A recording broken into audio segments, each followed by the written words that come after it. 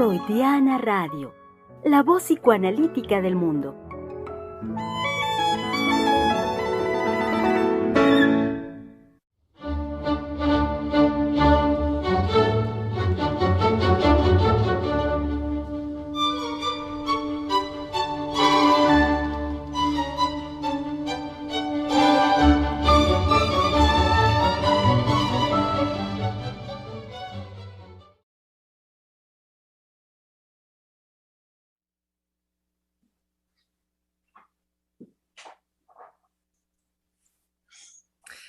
Bajo la batuta de la psicoanalista Silvia Heiser Guerrero, creadora del Centro de Investigación y Estudios Lacanianos, henos aquí, querido público, en este su espacio ya tradicional, y por eso digo suyo, su espacio, que es el de la conversación aquí en Freudiana Radio, la voz psicoanalítica del mundo, donde el día de hoy, jueves 18 de noviembre del 2021, nos arrancamos con la posibilidad de llevar a cabo una síntesis del tema libre, de toda la conversación que hemos nutrido a lo largo de esta semana, corta semana, martes, miércoles y el día de hoy. Así es que, sin más preámbulo, saben muy bien que es el espacio donde 3, 4 mujeres psicoanalistas hablando de la vida cotidiana están aquí ya para armar la conversación. Rápidamente, antes de que cualquier cosa surja, porque así le pasa, saludemos a nuestra querida colega Giselle Mendoza, que está en los controles de Freudiana Radio. Que no huya.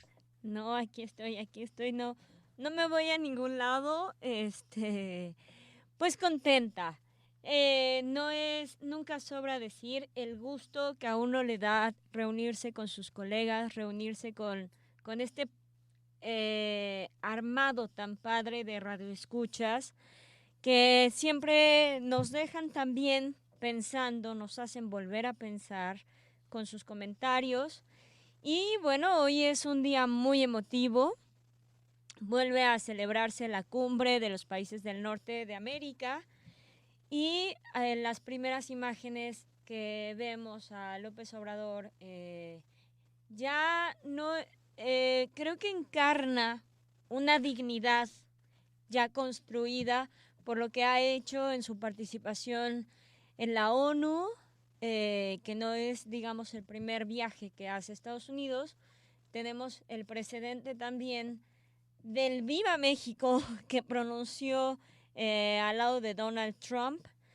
Y bueno, vemos una imagen de un López Obrador enmarcado, sobre todo por una posición digna, que es muy importante ese lugar en que ha colocado a México. Entonces, pues sí, a uno se le enchina la piel, uno está emocionado, entre los corre, ven y las cosas que uno tiene que hacer en el cotidiano. Creo que estos eventos importantes para nuestro México querido nos hacen detenernos también a replantearnos el ser mexicanos. Y el día de hoy estamos muy dignamente representados en esta cumbre de los países del norte. Así es, Giselle. Y me parece incluso que por postura, por proyecto, por el momento actual de la condición incluso no solo regional, sino mundial, creo yo que incluso López Obrador en esta reunión con el presidente de los Estados Unidos y con el ministro canadiense, me parece que es el mandatario de los tres que llega más fortalecido, que llega con mayor poder, digámoslo así. Saludemos como buen jueves, querido público, a nuestra querida colega Teresa Negrete, que ya está acá con nosotros. Su micro. Muy buen día, con un placer de estar acá con ustedes en esta conversación animosa. Muchas gracias, Tere. Sí. Oigan, y a darle que es mole de olla, como decimos, porque nuestra querida colega Adriana Lozano desde Francia tiene un compromiso, estará unos cuantos minutos, así es que démosle ya la palabra. Sí, yo no iba a faltar esta reunión, ya con las reuniones que no hemos estado, pues vengo con muchas ganas de estar aquí. Me ha hecho falta. También le decía yo a la doctora Heiser hoy que retirarse a veces del programa me permiten pensar también. en vez de llevar un ritmo infernal, me permite separarme y traer mis inquietudes pues más serenas de alguna manera. Entonces, si bien extraño muchísimo este espacio, me da mucha energía también haber hecho una recreación y regresar con ustedes. Yo estoy preocupada. Me parece que los mexicanos tienen muchísima suerte de tener a alguien como López Obrador. Yo vivo en Francia. Yo no vivo con un presidente como López Obrador. En Francia tenemos muchísima opresión de parte del gobierno. Y estamos viviendo en situaciones de una pérdida de libertad que yo creo que ustedes como mexicanos no se pueden imaginar ahora. Hay un padecimiento terrible en Francia. Francia está dividida en dos. Y todo esto fue con respecto a las posiciones enloquecidas que provoca el coronavirus con respecto a finalmente no tener una información por ningún medio de qué es esto, qué es este fenómeno. Lo vivimos cotidianamente de manera muy diferente que los discursos, por ejemplo. Y lo que nos proponen ahora con las vacunas, lo que nos proponen unos y otros, y decir que por, que contra, ha enloquecido la opinión en Francia, a tal punto que ya no se va del lado de la verdad, se va del lado de la opinión. Y eso es muy agravante, porque nada más es ver quiénes son los caballeros que saben pelear mejor, pero no se tiene acceso a qué es lo que está sucediendo realmente con esto. Entonces se nos imponen absolutamente todo. Hemos perdido muchísima libertad. En Francia no se puede hacer absolutamente nada si no se está vacunado. Se obliga al pueblo a vacunarse de una manera o de otra. No se puede trabajar, uno puede perder su trabajo, que es gravísimo, poder comer, poder tener dinero. La gente no sabe para qué sirve esta vacuna, porque las gentes que hay mucha gente que se ha vacunado, que se han vuelto a enfermar gravemente de coronavirus.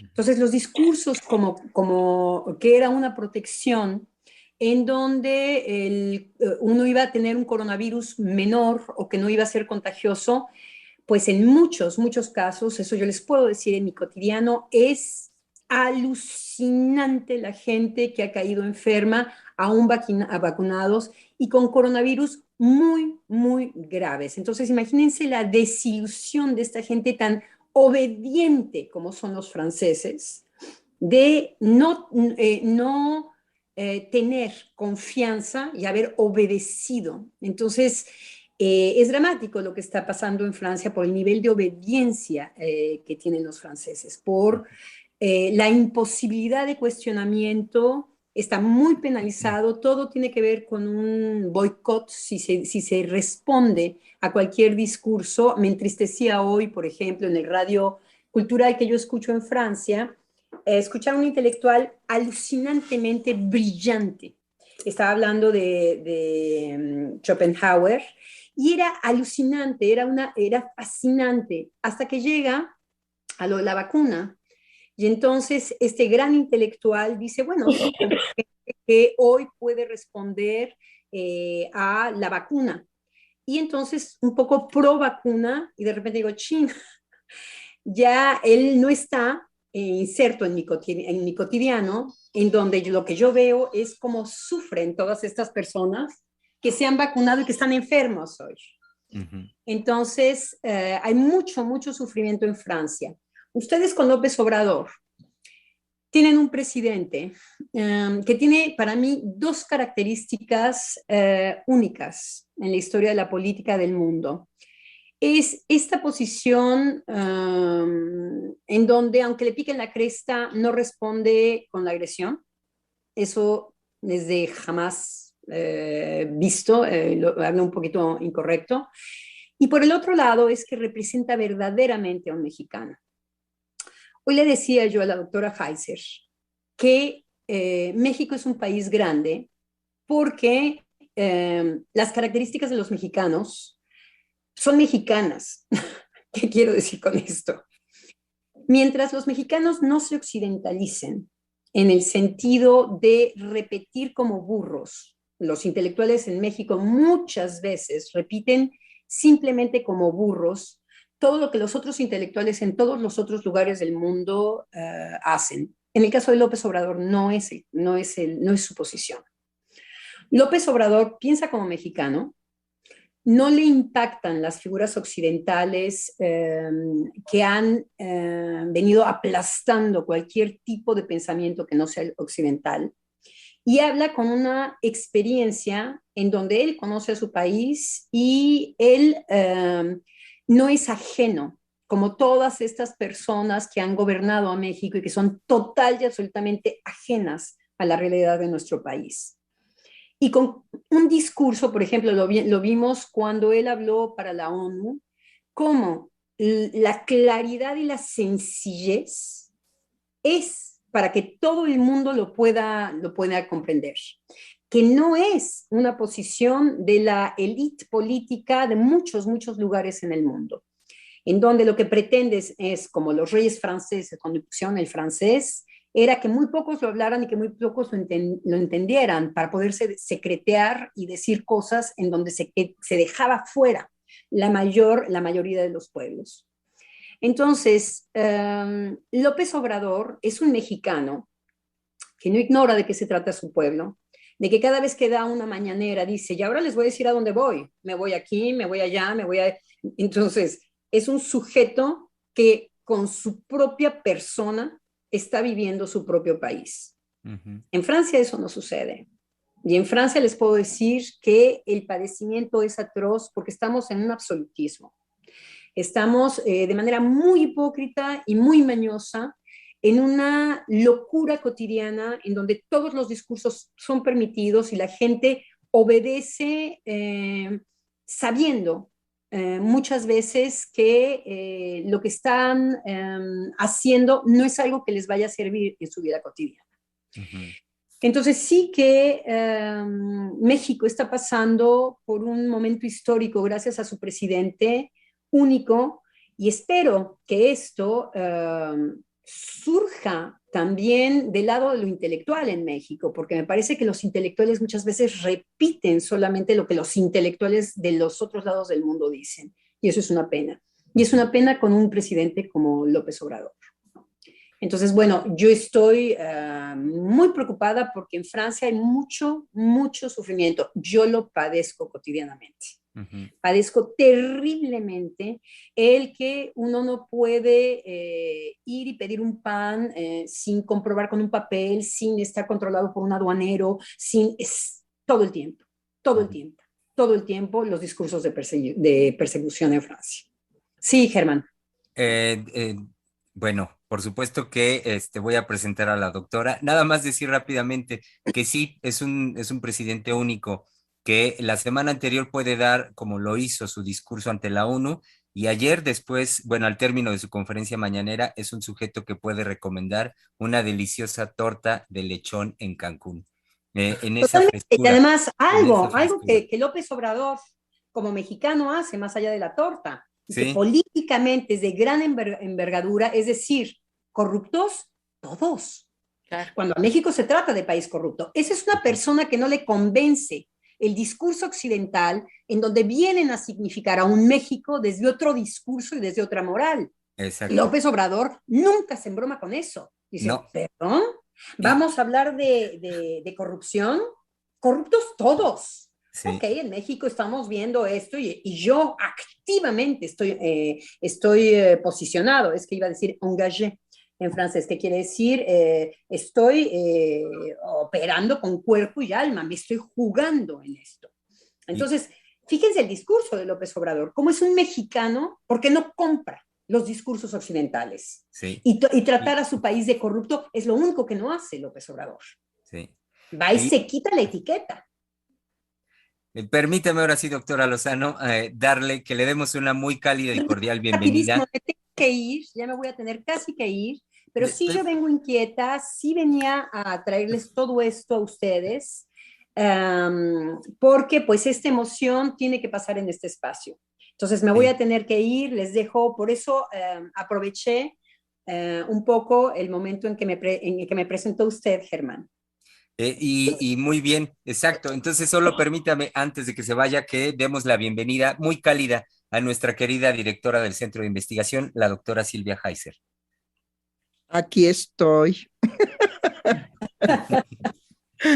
Yo creo que tenemos que pedirle a la doctora Lozano por el estilo, por el compromiso, por la grandeza de su corazón mexicano, que arregle de la manera más atenta, se lo pedimos, que los jueves esté con nosotros hasta la 1:30 y que aquello que se le presenta cada 15 días lo pueda pasar al viernes, que no tenemos programa con ella. Ella tiene programa los lunes y los jueves. Y creo que después de lo que siempre la escuchamos y de lo que siempre trae y de cómo nos llena el alma verdaderamente de reflexión, de gusto, de entusiasmo, de alegría, ¿sí? Una mexicana que sufre sin descomponerse lo que está aconteciendo en Francia ahora, un gobierno perseguidor, impositivo, que para un mexicano eso es verdaderamente aberrante. Aberrante porque el pueblo de México nunca ha sido obediente al gobierno, nunca. Y nunca ha sido obediente porque nunca ha creído en él. Se deja gobernar siempre y cuando él haga la desobediencia prototípica de los mexicanos. A tal grado que ahora, en la pandemia, mucha gente decía, no es cierto, nos están engañando, mentira, mentira, el gobierno siempre miente, no hay que hacerles caso, no te pongas el tapabocas, no esto, no lo otro, hasta que la gente, estoy hablando de la central de abastos, que fue, digamos, más fuerte su rebeldía, empezó a caer muerta en los pasillos de la central de abastos, que es enorme, por cierto, ¿sí? Entonces, en esa realidad, todavía se atrevieron a decir, no, nos están matando adrede para convencernos. Entonces, no les crean.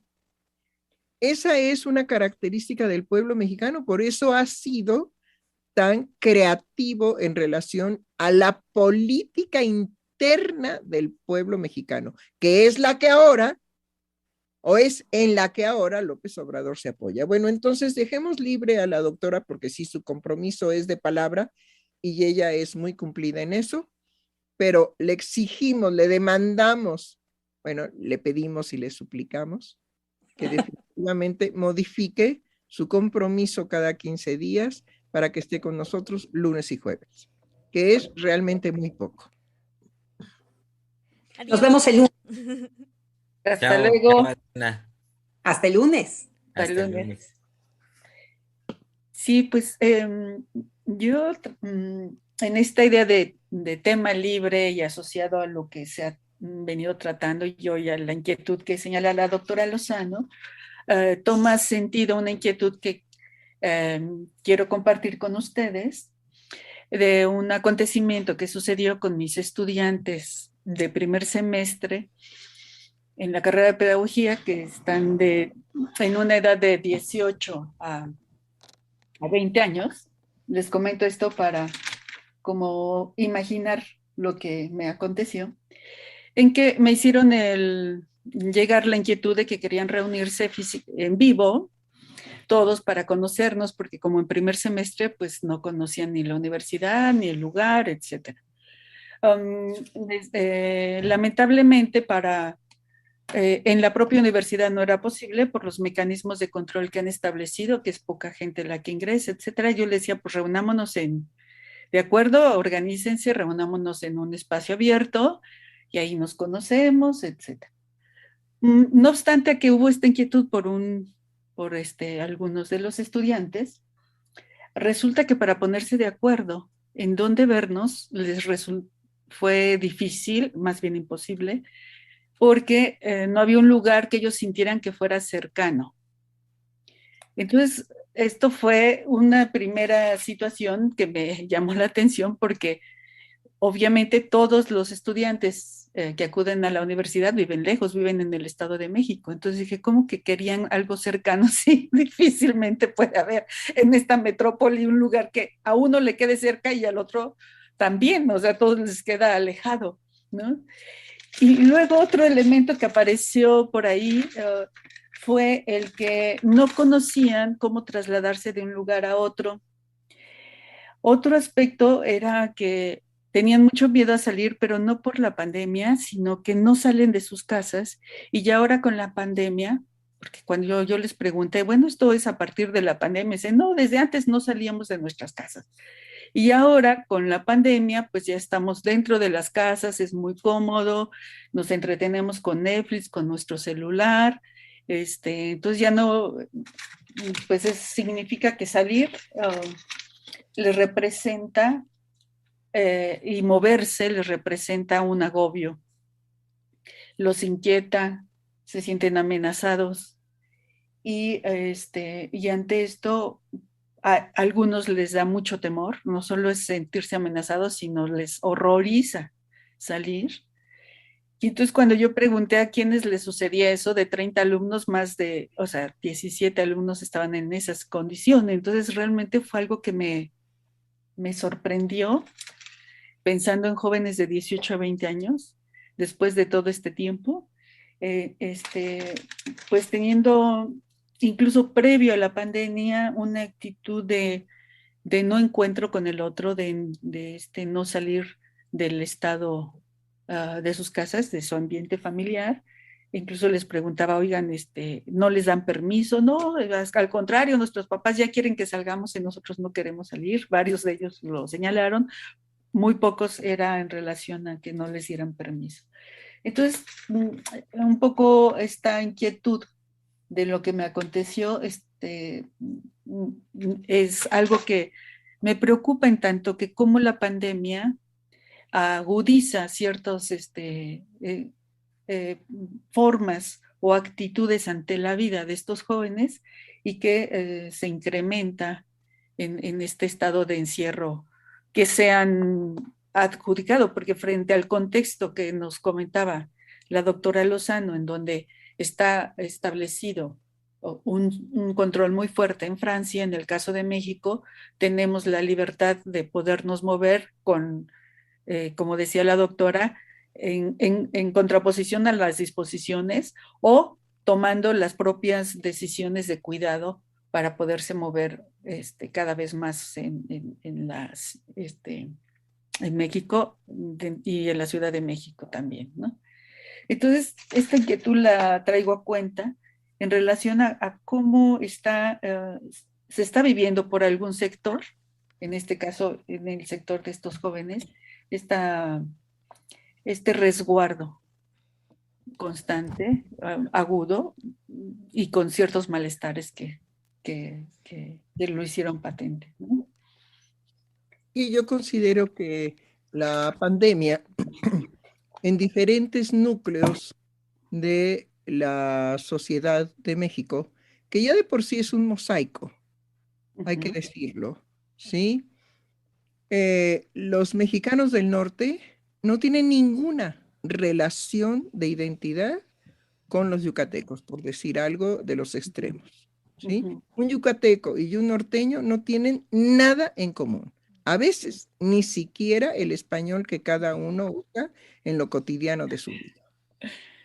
Entonces, desde ahí tenemos que reconocer que nos decimos mexicanos en función de que la geografía nos determina, pero no así lo que ha acontecido desde antes que llegara, digamos, la alpargata navegante, y impusiera su forma de gobierno, su religión, sus fantasmas, sus enfermedades, etcétera. Es decir, todo eso que nos dejan los españoles como una herencia no negativa en todo, porque no podríamos ser justos diciendo que es negativo en todo, pero simple y sencillamente fue de un nivel de violencia tal que no se les puede querer y no se les puede, digamos, apreciar con lo que hayan dejado de positivo. Es decir, algo que está vivo en las comunidades de los mexicanos, que se les llama malamente indígenas, porque no son indígenas, ¿sí? Pero que fue el, digamos, sobrenombre que también el europeo les dio. Entonces, el resabio de ser permanentemente un pueblo humillado por el extranjero. Entonces, no puede haber una conciliación favorable entre México y España. Sigue habiendo definitivamente una imposición, de la colonia española en la Ciudad de México, por ejemplo, tienen sus lugares y se reúnen entre españoles. Y después se reúnen entre españoles de las diferentes regiones de España, ¿sí? En fin, tenemos todo este mosaico que hay nada más, pues es un pincelazo lo que estoy yo haciendo para entender que indudablemente un mandato de enciérrate en tu casa porque si no te encierras en tu casa te morirás, ¿sí? Dicho en lo cotidiano, indudablemente que eso va a atraer psíquicamente por el mosaico al cual pertenecemos reacciones del hacinamiento, porque fue un hacinamiento no obligatorio como en el caso de Francia, que no los dejan vivir, no pueden comprar el pan si no están vacunados y tienen que demostrarlo. No es así en México, ciertamente, ni fue así tampoco, porque les digo, la relación de México con el gobierno desde hace muchísimos años era de desobediencia y era de no creerles lo que ellos mandaban. Los dejamos gobernar, ay, pues hay que se hagan bolas, que roben lo que se les dé su repajolera gana, ¿sí? Y el pueblo de México sabe vivir a pesar de todas esas circunstancias. Entonces, la pandemia pues va a venir a sacar a la luz una serie de situaciones que ya estaban vivenciadas, pero que no se ejercía con la intensidad de los casos que trae ahora Tere, respecto a que la juventud prefiere, por lo menos en este rango, estos 17 sujetos que presentan, que hay un temor a salir al mundo, ¿sí? Podríamos decir que padecen una agarofobia. Salir al mundo, estar, digamos, expuestos a las vicisitudes de una ciudad desconocida, de una universidad desconocida y de las reglas de la sociedad en México, que son radicalmente diferentes a cualquier pueblo de México, es más de los de aquí cercanos, Xochimilco, Coajimalpa, ¿sí? La diferencia es radical. ¿Qué tenemos que ver los de, digamos, de las delegaciones que constituyen el Distrito Federal o la Ciudad de México con sus delegaciones? ¿Qué tenemos que ver con los de Coajimalpa? ¿Qué tenemos que ver con los del Estado de México, que es enorme? Nada, nada, definitivamente nada. Ni siquiera el español que hablamos es un español que nos permita aprehendernos psíquicamente los unos a los otros. No hay una aprehensión identificatoria con los pueblos cercanos a la Ciudad de México. Bueno, en ese sentido, pues sí, la pandemia va a hacer que todas esas vicisitudes que tenían, que ahí estaban, que se vivían, pero que se vivían de otra manera. Simplemente ahora, como ellos lo dicen, estamos más seguros en no salir que en estar, digamos, expuestos a las situaciones del mundo. Lo que puede ser, digamos, de llamarse la atención es que sea una postura de jóvenes. Claro, claro, totalmente. Creo que justo vemos cómo hay un desarrollo de una política llamada, una forma política llamada democracia, instaurada ya en un espíritu juvenil a partir de los desarrollos tecnológicos que a lo que nos han llevado es justo a la máxima expresión que muchos pensadores políticos han encontrado que la democracia, la concepción de democracia se ancló que ya no había posibilidad de un más allá después de describir una cierta forma de democracia u otra, sino que no había forma de rescatar ese sistema político porque estaba anquilosado. Y está anquilosado en una situación. Ayer revisábamos la cuestión del lado de los derechos y la trascendencia de los derechos que han sido trastocados por la legislación de las formas de satisfacción de los seres humanos, que ahora se ven manifiestas con los transexuales, que son, digamos, la manifestación más, no sé, más escandalosa, más difícil de poder concebir en el cotidiano, con lo que uno se enfrenta, toda la problemática que presenta, más compleja. Con toda esta situación política, encontrábamos un anquilosamiento de la democracia en el sentido de, en lugar de reforzarse el lazo social, se llegó a una individualización de cada quien es libre de gozar como le plazca. Y hacer efectiva esa supuesta libertad que en lo que no se ha ahondado es que esa supuesta libertad implica la violación de los derechos del otro. Nos lo han hecho efectivo en relación de los transexuales hacia los heterosexuales, pero no ha habido, como decía la doctora Heiser, un nombramiento de la agresión que representa para el heterosexual el transexual. Entonces, esta individualización que hemos visto manifiesta ha sido, digamos, es la manera en la que uno puede evacuar al otro, es decir, no hay nada que el otro me movilice en tanto que estoy yo satisfecho regodeándome con mis formas de satisfacción. No requiero del otro. Esa es la vivencia de los jóvenes, no requiero del otro. Entonces, no requiero del otro porque me basta, como decían estos 17 jóvenes claro, que mencionaba Tere, que les bastaba su celular o si no era el celular, bueno, la tablet o cualquier otro aparatejo, la computadora, aquellos que dispusieran de ello, más que suficiente para tener, digamos, lo cotidiano de sus vidas bien, en esa tranquilidad. Entonces, al alcance de un clic. Al alcance de un clic. Bueno, esa es una parte, pero la otra parte fue también que la pandemia nos mostró que la relación de corpórea con el otro era definitivamente salud mental, ¿sí? Y que se exacerbaron las situaciones de los estados de angustia precisamente por la falta de la comunicación y del roce corpóreo en un evento, para decirlo rápido, como el Buen Fin.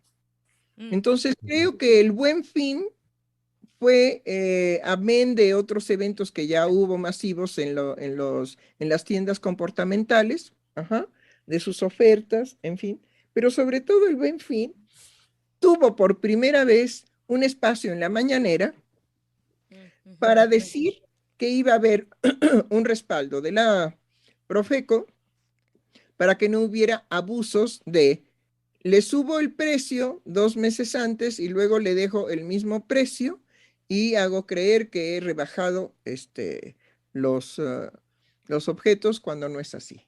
Es decir, trampear, engañar, ¿sí? Y pues se estuvo, digamos, diciendo que la Profeco estaría al pendiente de proteger las inversiones y las compras del Buen Fin. Pero pues ahí estaba todo el mundo con su tapabocas, feliz en la experiencia de rozarse corpóreamente con los otros. Entonces tenemos, digamos, diferencias en cuanto que también había jóvenes en el Buen Fin, comprándose pues principalmente las chamarras, los tenis, los objetos que los jóvenes pueden disfrutar más ganosamente que las necesidades, digamos, que puede tener una organización familiar. Bueno, ahí están los contrastes, ¿sí? Pero creo que uno de los puntos álgidos que hemos tratado en esta semana es precisamente la guerra entre los heterosexuales y los transexuales. Es decir, y hay que mencionarla así, porque no tenemos de otra. Es decir, hay heterosexuales y hay perversos. ¿Sí? La división es verdaderamente imposible de modificar. Entonces, veíamos también en el programa de ayer, que pues los que se cambian el cuerpo, se lo cambian al otro sexo, pero el cambio del cuerpo en relación a la expectativa de lo que tiene el transexual como deseo, queda nuevamente insatisfecho. Y ahora lo tiene que sostener ese cambio, ¿sí? Como si fuera verdaderamente lo que él deseaba. Claro. Cuando hay una separación radical entre lo que un sujeto puede desear, ¿sí? Y lo que puede ejecutar de su deseo concretamente en una transformación de su cuerpo. Claro, y creo que el ejemplo que... Nada más permítame terminar. Hay una distancia de años luz. Lo psíquico en donde se realiza, digamos, la dinámica del deseo, no tiene nada que ver con el cuerpo, porque hacemos del cuerpo una representación psíquica sumamente compleja que Lacan presentó en lo que nosotros manejamos como el estadio del espejo. Entonces, el estadio del espejo no es que hagamos una armonía entre lo psíquico y el cuerpo, sino siempre lo psíquico y el cuerpo es absoluta y radicalmente una lógica diferente. Mientras el hipotálamo está ordenando en este momento que yo estoy hablando, ¿sabe Dios qué funciones? Yo ni me entero psíquicamente, ni me importa, ni quisiera yo enterarme, porque entonces es tan complejo el funcionamiento orgánico que domina el hipotálamo y muchos otros que intervienen, que yo no podría estar en esta libertad de pensamiento y de estar hablando emocionalmente, ¿sí? Sí, por medio de mi cuerpo, pero estoy hablando emocionalmente de lo que a mí me interesa en este momento del programa. Nada tengo que ver con la digestión del desayuno que tomé, ni si voy a tener, digamos, una buena digestión o una mala, de si ahorita en este momento se está preparando, pues no sé, algún tipo de enfermedad que yo me voy a enterar dentro de 15 días. De nada de eso me entero, ni me importa. Entonces, cuando el sujeto mete algo que tiene que ver con lo psíquico, que es precisamente la pretensión de la satisfacción erótica, cree en un desfasaje terrible que modificando el cuerpo, ¿sí? Él estará alcanzando lo que gestó en un deseo, en un anhelo erótico, en un anhelo sexual, que puede, digamos, aterrizar en un descontento con el cuerpo. Pero que definitivamente sabemos que el porcentaje mayoritario de los transexuales, en el momento en que llegan a la transformación del cuerpo, saben, solamente que no lo van a decir, que de eso no se trataba. Claro. Y otra cosa, digamos, también compleja que estuvimos tratando el día de ayer, es que la mujer que se transforma en hombre guarda su matriz y sus óvulos, por si las flies. Y el hombre que se transforma en mujer guarda sus espermas, ¿sí? Por si las flies. Por si las flies, ¿qué? Bueno, pues que yo puedo ser, siendo mujer, puedo ser también funciones de padre, porque soy donador de mis espermas. Y viceversa. Y entonces veíamos que la queja de los niños era, ¿por qué no tengo derecho a tener a una mamá que no haya sido antes un papá?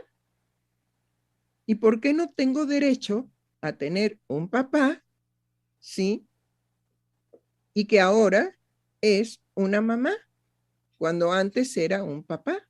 En las posibilidades, ¿no? Uh-huh.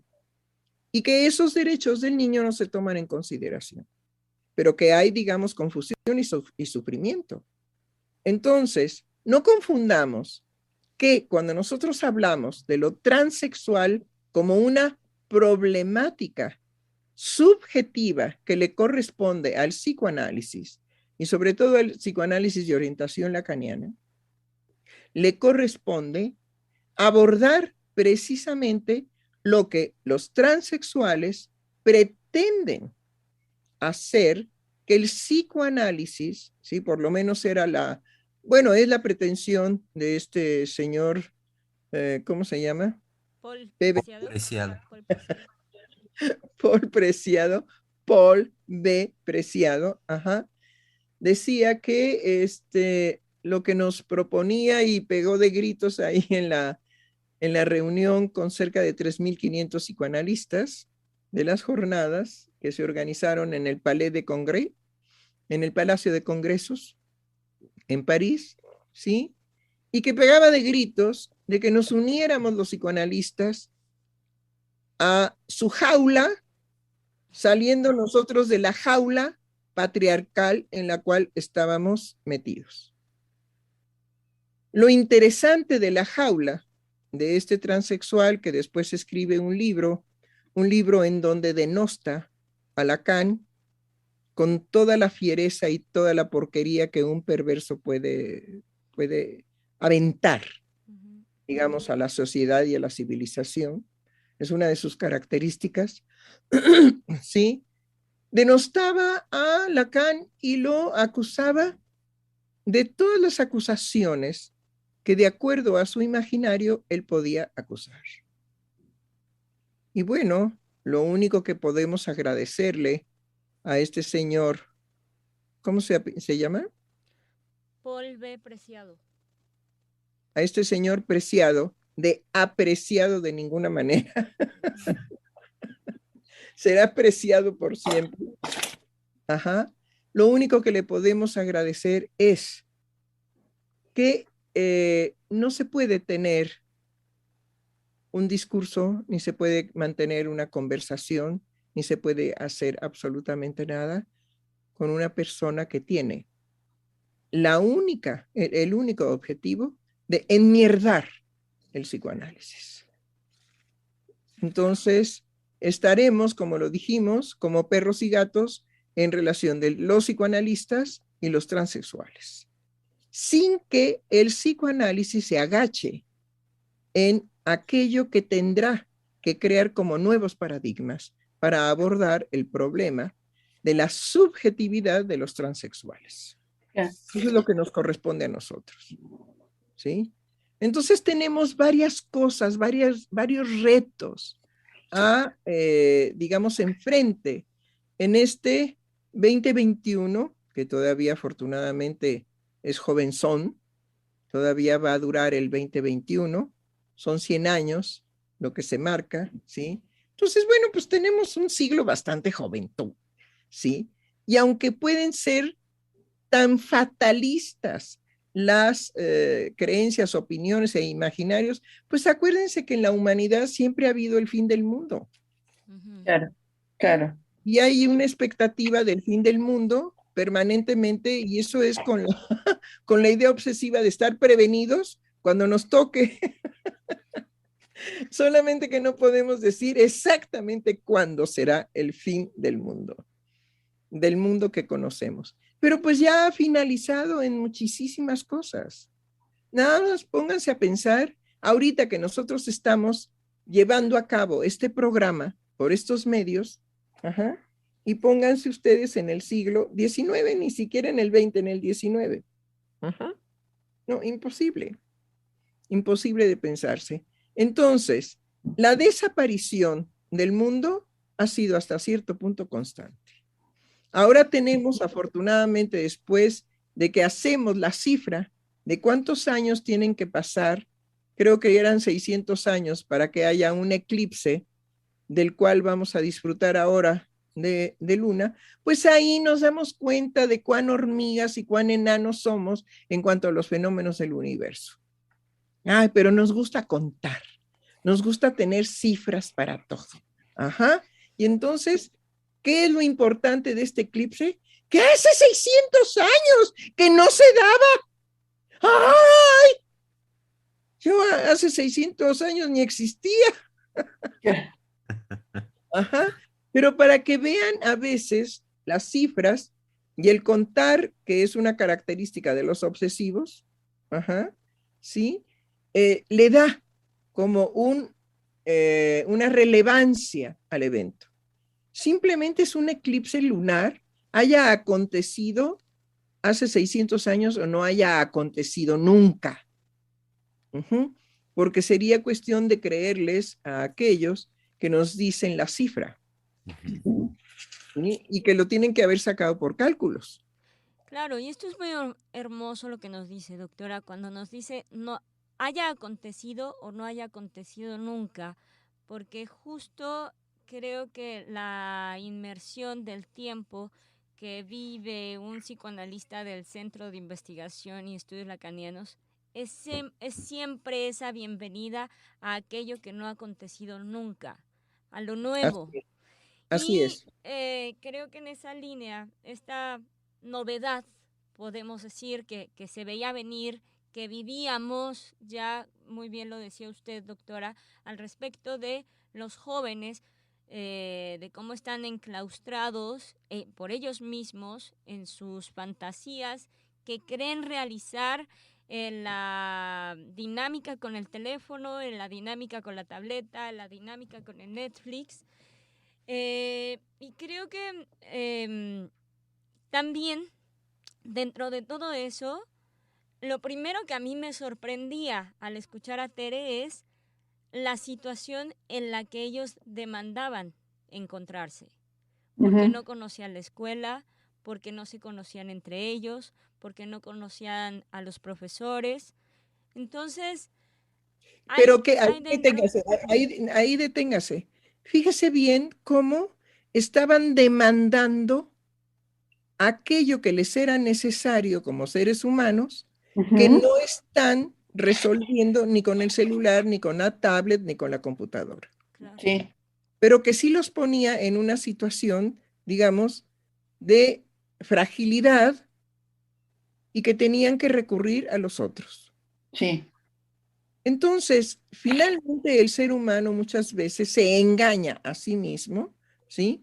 Con los beneficios que puede obtener de no participar en el diario, en lo cotidiano, en el diario cotidiano del roce con los otros, ¿sí?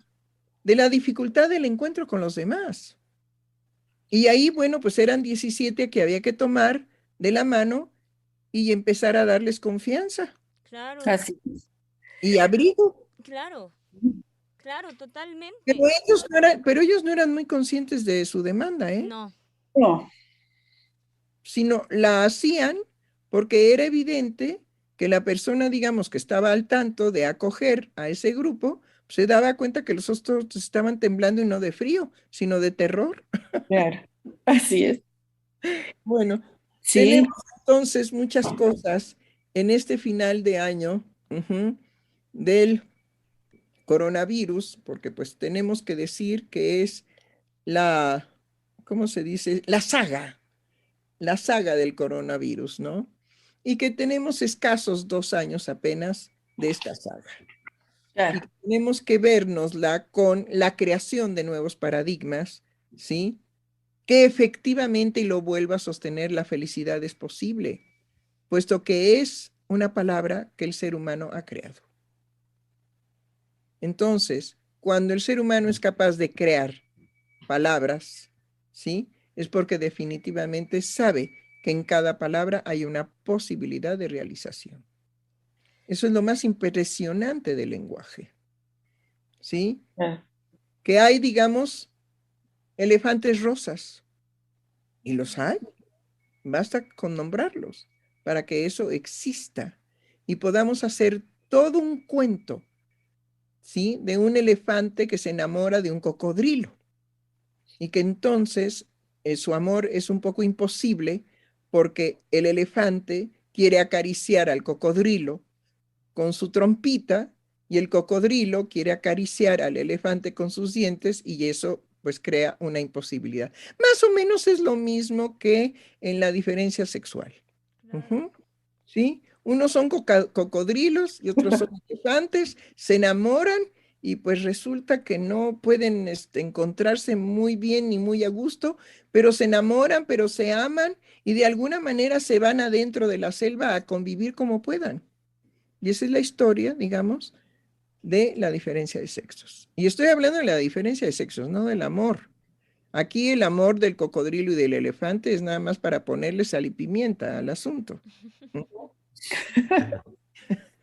Pero bueno, se internan en la selva y entonces el cocodrilo amará por siempre al elefante rosa y el elefante rosa amará a su cocodrilo por siempre y colorín colorado fueron felices para toda la vida. Podemos hacer eso. Y hay que ver cómo los niños con los cuentos, pero nosotros también cómo con los cuentos. Y ¿quieren saber cuáles son los cuentos que nos gustan a los seres humanos? Sí. Sí, ¿cuáles?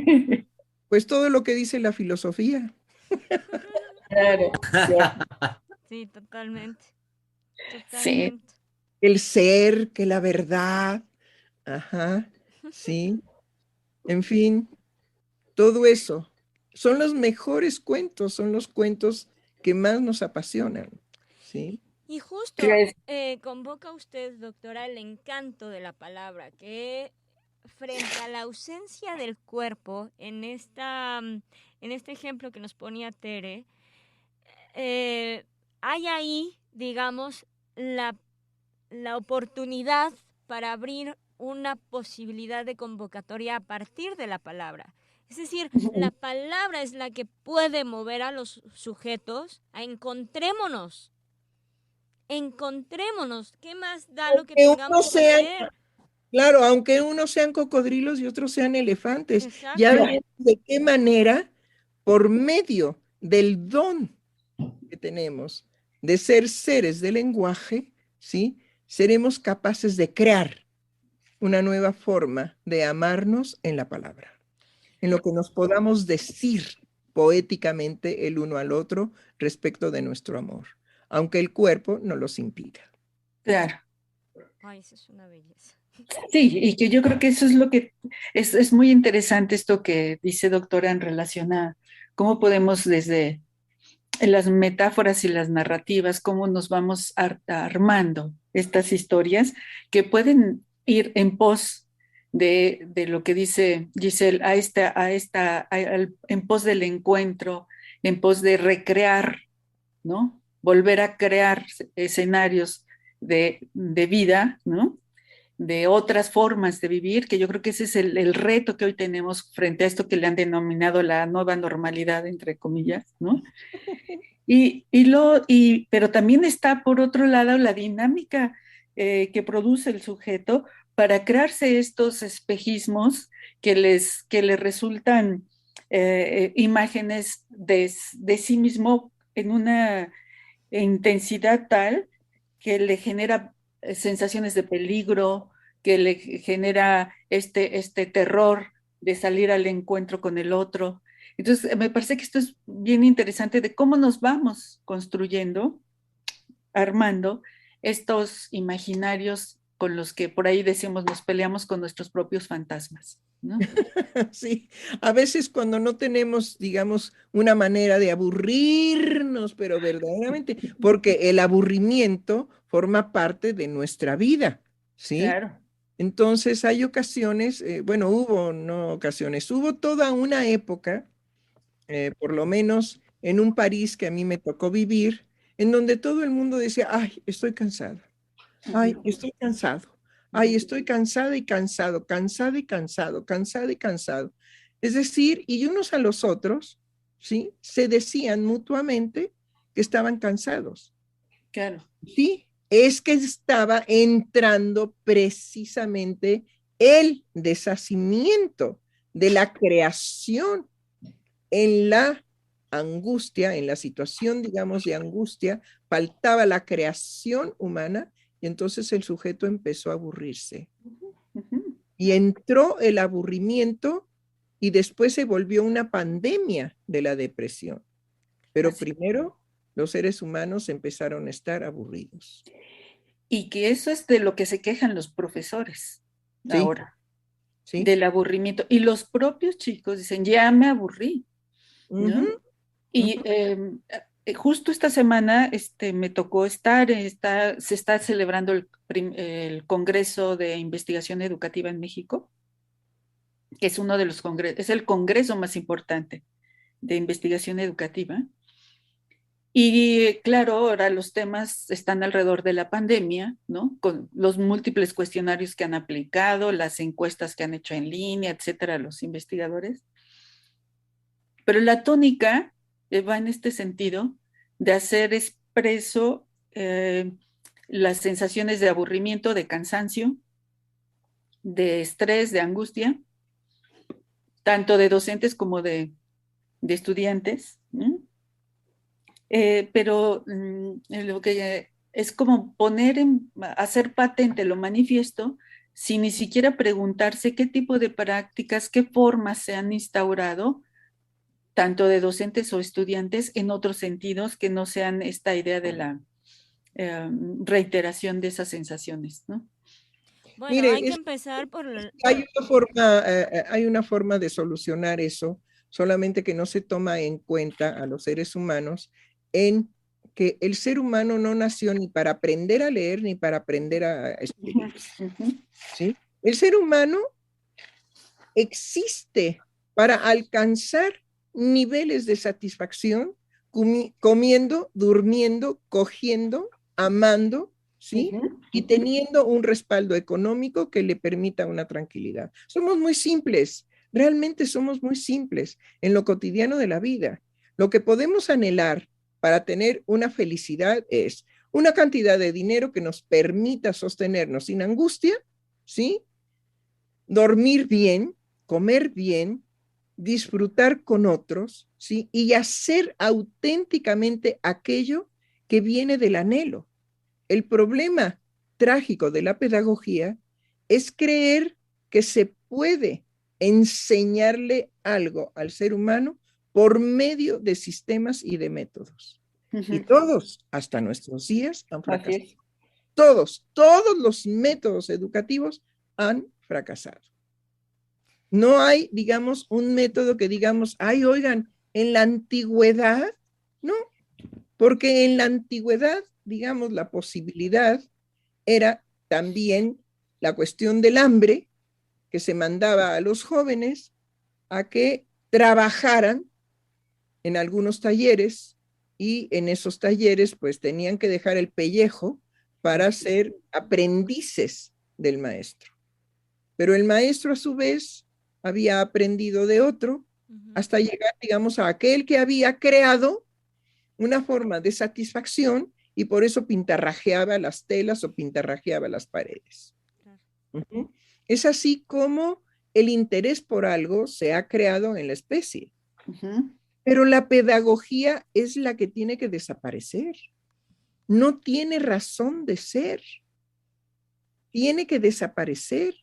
El ser humano ante la pedagogía es rebelde. Así es. Una de las rebeldías más significativas es no aprendo y además me aburro. Y además soy calificado por tonto, por ignorante, por lo que sea, además de todo eso.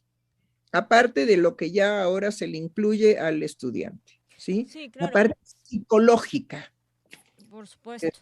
Bueno, verdaderamente otra forma de coerción en la pedagogía. Ahora los pedagogos le dicen a los padres, por favor, lleve a su infante a que lo trate, digamos, un animal para que lo, para que lo ponga en orden. Sí, con título de biopsiquiatra. Ajá. ¿sí? Etcétera. Bueno, la realidad es que el sufrimiento infantil es atroz precisamente porque existe la pedagogía. Miren, podría existir la escuela, pero podría existir la escuela como medio de socialización. Ya hay sistemas que se han creado así, de socialización, y que el sujeto enfrentado, digamos, a los libros o a los materiales a la mano, escogiera su forma, digamos, de divertimento en esas 8 o 12 horas que le toca estar en ese ámbito. Eso sería extraordinario, pero bueno, no se piensa así porque hay que gobernar. Así es. Y para gobernar hay que hacer coerción a través de la educación. Sí, Giselle. Sí, que hasta cierto punto pues es el Congreso en donde los pedagogos con su pan se coman la demanda de crear estructuras, de crear formas de enseñanza para tener alumnos ad hoc. Justo el primero que demanda tener alumnos ad hoc es el profesor.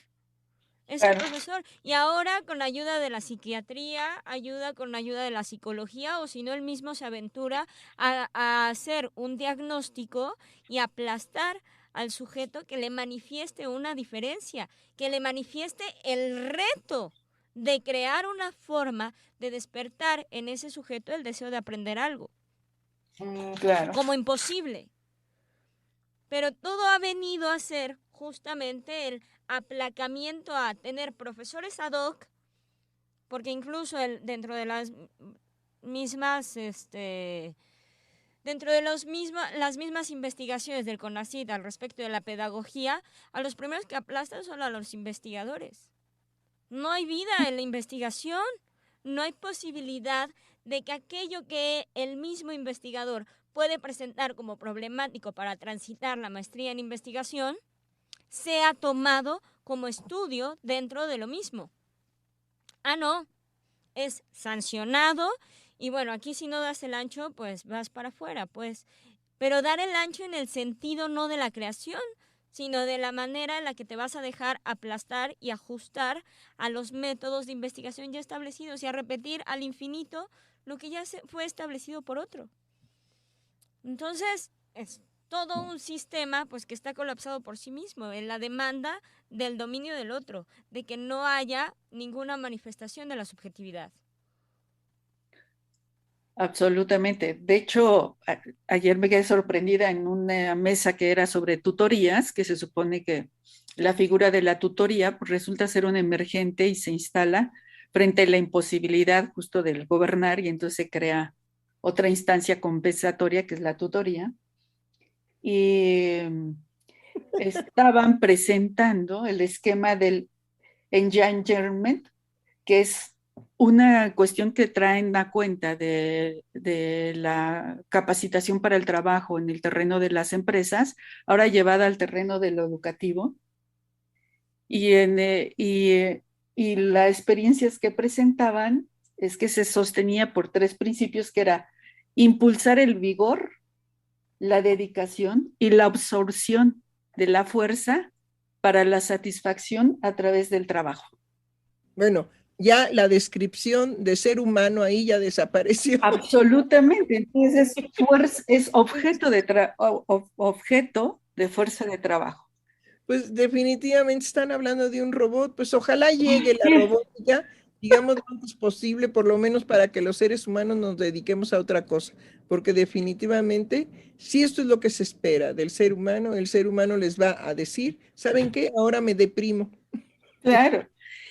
Y en efecto, como estamos, digo, lo alarmante es esto que vemos, cómo se instala masivamente estas inquietudes en el Congreso que es, digamos, se está desarrollando esta semana frente al escenario de lo que hemos comentado acá, de qué nos espera el 2021. O sea, está totalmente, digamos, en derrumbe las supuestas acciones de investigación educativa que se están impulsando a nivel nacional, porque en ese evento acude gente de todo el país, frente a las exigencias que están viviendo, de lo que está viviendo los niños, los jóvenes y los adultos ante estas circunstancias que hemos aquí señalado, ¿no? De estas subjetividades que toman múltiples asideros y posibilidades de sostenerse, y pues que los esquemas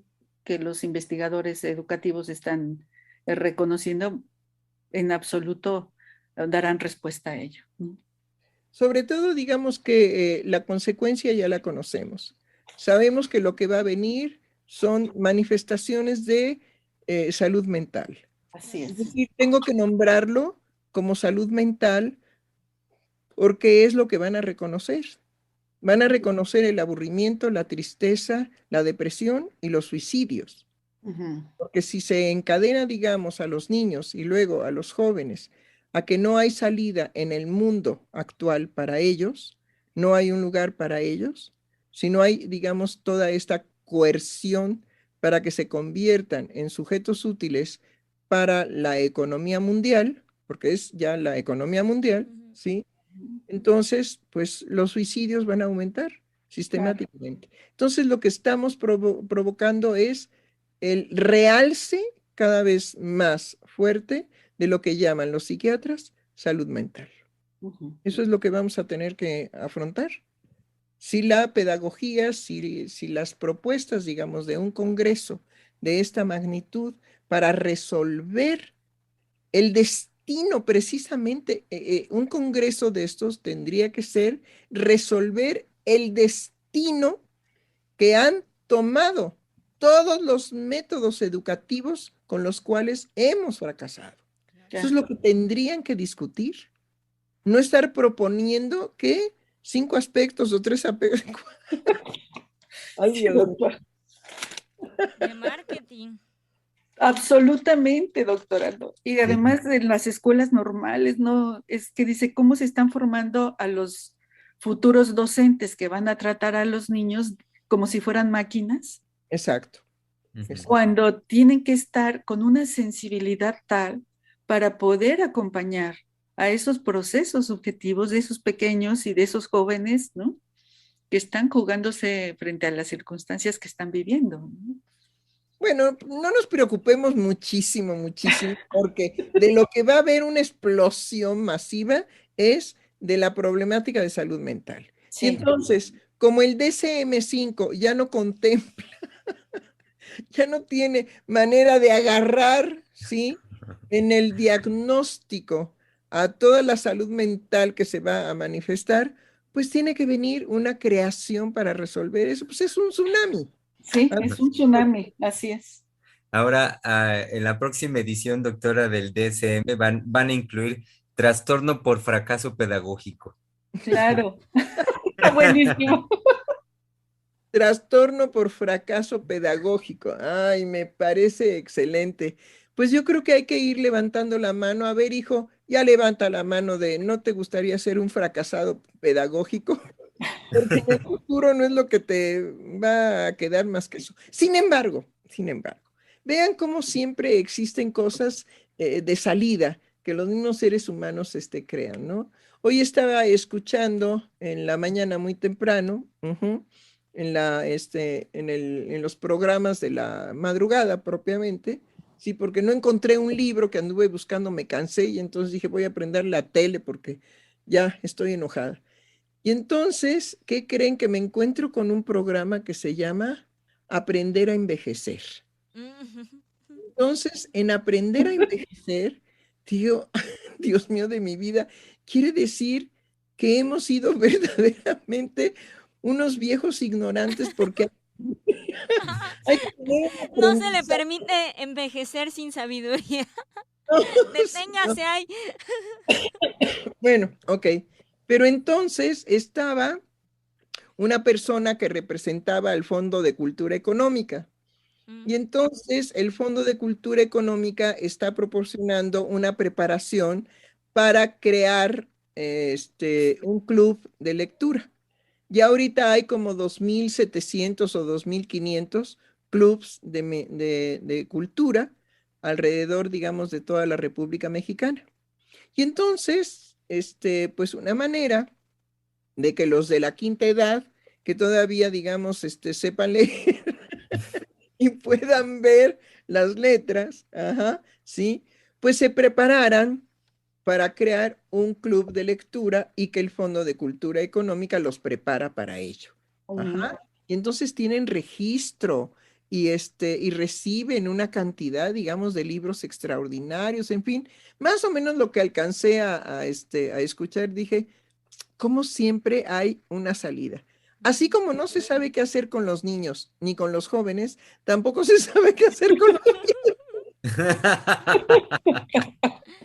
dije, válgame Dios, resulta que yo no he aprendido a envejecer, estoy atrasada.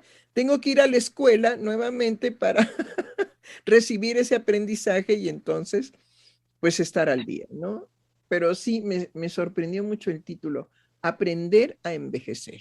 Bueno, el caso es que los niños, los adolescentes, los jóvenes y los viejos estamos verdaderamente en una situación de que tenemos que crear cosas nuevas para pasarla lo mejor posible. Claro. No hagamos eso. No pasemos la vida lo mejor posible. No, apostemos a ser felices.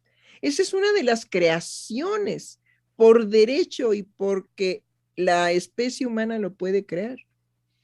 Hay una felicidad para todos. El chiste es que nos pongamos a trabajar por ello, ¿no? Claro. Y que venzamos pues todas las vicisitudes y todas las dificultades que tenemos que vencer. Uh-huh. Doctor. A cada paso para la felicidad hay un obstáculo. En eso tenemos que ser estrategas. ¿Sí que iba a decir, doctor? Doctora, le iba a pedir oportunidad para dar lectura a los, como ya nos acercamos al final, quería dar lectura a los mensajes de nuestro querido público Radio Escucha. Mónica Polin nos dijo, saludos y cariño, doctores, doctora Silvia Heiser. Chávez García Jaime dijo, hubo quien dijo, usa tu bozal. Bueno, iba bien con aquel hombre que quería ser caballo, ¿no? ¿No se acuerdan de? Sí. A lo mejor se conocieron. María Muñiz nos dice, ya que estamos en tiempos cercanos a la Navidad y todo lo que conlleva, me recordó este tema que hablan hoy, que en la escuela los niños más pequeños, 6 años, empiezan a hablar de que si existen o no los Reyes Magos. Ellos siempre buscan que la maestra dé el voto al ganador y deje ver quién tiene o no la razón. Miren, hay una cosa de veras, ese tema es padricísimo, ¿sí? Los niños necesitan definitivamente dosis muy fuertes de amor, pero de verdad las mejores vitaminas del mundo son el amor que los pueda rodear, sea de los padres, bueno, sería excelente, sea de los abuelos, también es muy bueno, de los hermanos, de los primos, de los tíos, en fin, todo lo que sea rodear a los niños de amor, es la experiencia verdaderamente sublime para los niños. Crecen fuertes, inteligentes, poco caprichudos, problemas, digamos, de asma y eso no tienen. En fin, crecen muy bien cuando son rodeados y rodeados y rodeados de amor. Entonces, la existencia de los Reyes Magos en una experiencia amorosa cotidiana para los niños es muy necesaria porque desencadena la posibilidad de lo imposible del azar y que sin embargo sucede. Ese es el chiste, digamos, no del Santa Claus, ese es horrible. Sí, viene de Alemania y después lo deformaron los gringos y ahora tenemos una vasca, ¿no? No, los Reyes Magos, porque es muy lindo que sean los reyes y que tengan una historia de amor. Emprenden un camino para llenar de presentes gloriosos al Dios niño, al niño Dios. Entonces, hablemos de los Reyes Magos como lo que verdaderamente dice la tradición, que son estos reyes que representan las 3 razas, ¿sí? Y que vienen a venerar al niño Dios que ha nacido y que ellos saben por las profecías que ya ha nacido, puesto que aparece esa estrella milagrosa, preciosa, luminosa, que los guiará al camino del encuentro con el niño Dios. Entonces, los Reyes Magos existen sí como leyenda, sí como una necesidad, digamos, de crear algo del orden, del azar, de lo imposible, para que el azar en los momentos, digamos, de tristeza, de caída, de pena, de dolor, de duelos, de muertes, de pérdidas, ¿sí? El azar nos rescate. Seamos capaces de crear el azar, ¿sí? Porque son, digamos, imposibles de existencia pura, pero existen y sobre todo, hagamos, digamos, de la niñez una experiencia de amor permanente, colmamos a los niños de amor, de amor y de amor y de amor y de amor y de amor. Inclusive cuando el niño dice, no, no quiero. Bueno, si no quieres, pues ya querrás en otro momento. Por lo pronto, ¿quieres que te dé unos besitos? ¡Nah! Bueno, entonces no te doy besitos. ¿Quieres que te deje yo aquí solo en tu berrinche? ¡Nah! No quieres nada. Bueno, entonces te amarro, cabrón.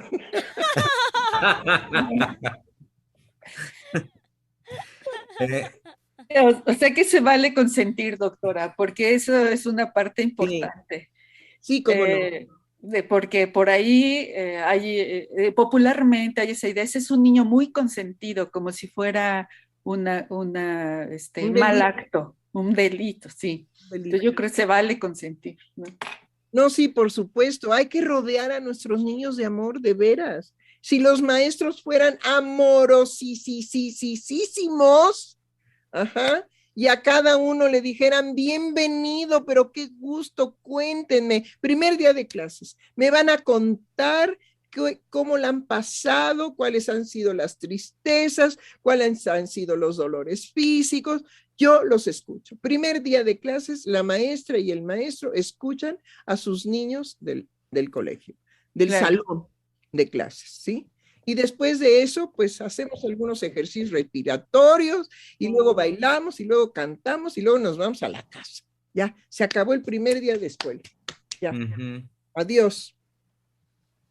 Sí. A eso me refiero. Sí, sí, sí. Qué maravilla.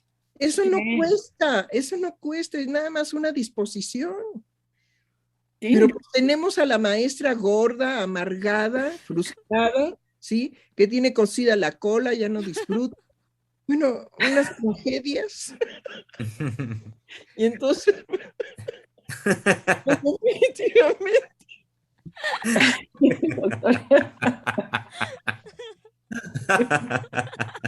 Es muy difícil que esa mujer pues, seca,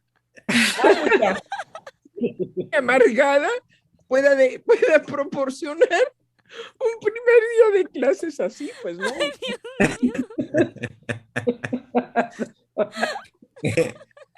Les leo más comentarios de nuestro público. Chávez García Jaime que nos dijo, pero esa pincelada es un hito para los mexicanos.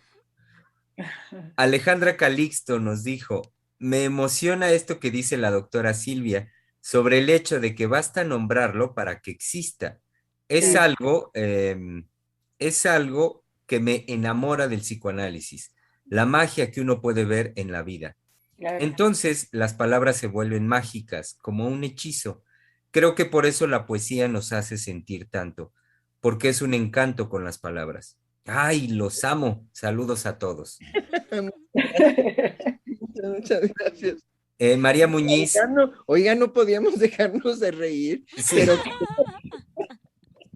qué barbaridad. Sí, lo que sigue, Germán. María Muñiz que nos dice, recuerdo que en una discusión acalorada por si existe o no, les dije que cada uno comentara sus razones. El que no creía en los Reyes Magos dijo que no existen porque lo que sí existía eran las brujas. Y el que sí creía en los Reyes dijo que las brujas no existen. De tal forma que cuestioné, ¿por qué uno tiene que creer en lo que dice el otro? Me miraron con cara de que no les estaba ayudando. Creo que eso del imaginario es tan claro y visible en lo que los niños hablan. Pero claro, ahí, digamos, hay que ser capaz de crear infantilmente la solución. Claro. Y la creación infantil, ¿cómo es? Entonces quiere decir que las brujas existen, pero también los Reyes Magos existen. Pero tú no quieres que existan mis Reyes Magos y yo no quiero que exista tu bruja. Bueno, ¿qué tal si la chocamos? Y entonces nos ponemos de acuerdo para que para ti exista tu bruja y para mí exista mis Reyes Magos. Claro. Ujú. Es decir, podemos tener una existencia sin llegar a la polémica, Ujú. sin llegar a la imposición de que tus Reyes Magos, Fuchi, lo que tiene que existir para ti es mi bruja. No, pues Fuchi, tu cochina bruja, para mí tiene que existir mis Reyes Magos. Pero los niños tienen soluciones de ese tipo. Sí. Ujú. Yo me quedo con mis Reyes Magos y tú quédate con tu bruja. Es decir, son muy capaces en eso de, ok, bueno, pues ya. Miren, los niños cuando no quieren jugar con otro niño, ¿qué hacen? Se dan media vuelta y se van. Ujú. Es decir, lo evacúan. Ujú. Entonces hay que saber evacuar y no querer conciliar lo imposible de conciliar. Claro. Creo que aquí lo que se pretendió fue conciliar, encontrar una conciliación. No.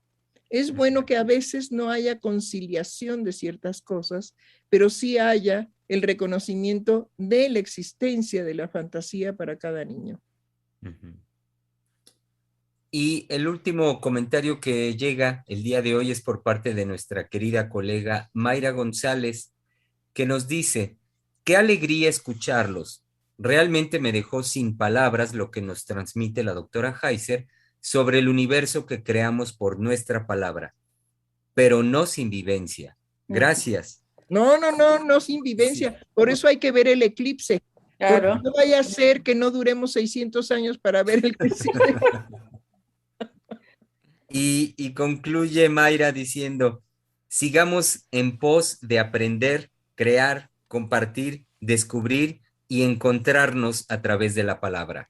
Abrazos. Totalmente de acuerdo. No dejemos de amarnos en podernos decir palabras de amor cotidianamente. Hasta el lunes, querido público. Hasta el lunes. Pues, Hasta el lunes.